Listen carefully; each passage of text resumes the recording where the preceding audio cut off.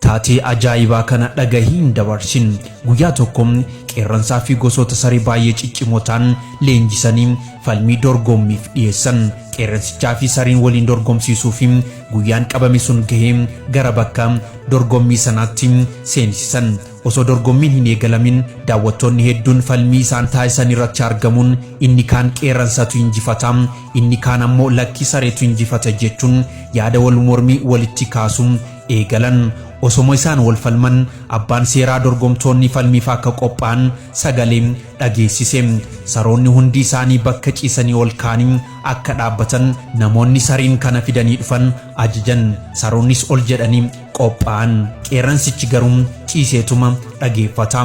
Namichi fidee dhufes calliseetuma ilaalaa ture. Abbaan seeraa dorgommicha akka fiigan yeroo ajaju saroonni utaalanii hanga humna isaanii fiiganii sookkan. Ammayyuu qeerransichi ciiseetuma ilaalaa jira. Qeerransichi fiiguufis waan fedhii qabu hin fakkaatu. Namoonni dorgommicha irratti argaman hundi bitaa ichi galee. Daawwattoonni hedduun waan iyyaniif abbaan seeraa namicha qeerransa fidee dhufe bira dhaqee maaliif akka fiiguu hin goone jedhee isa gaafate.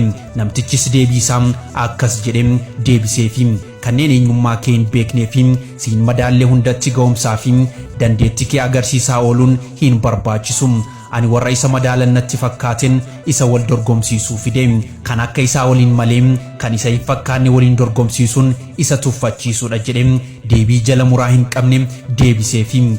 Atiin seenaa kana dhageeffatte kun waan hedduu akka irraa hubattu abdii guddaa qaba. Ergaan koo inni xumuraa eenyummaa kee beekii, oolmaa kee filadhu, dorgomaa kee adda baafadhu, argama kee tolchi. Wanti tokko bakka isaatiin alaa rakasa waan ta'eef hamma dandeettuun bakka si fakkaatutti argamuuf yaali.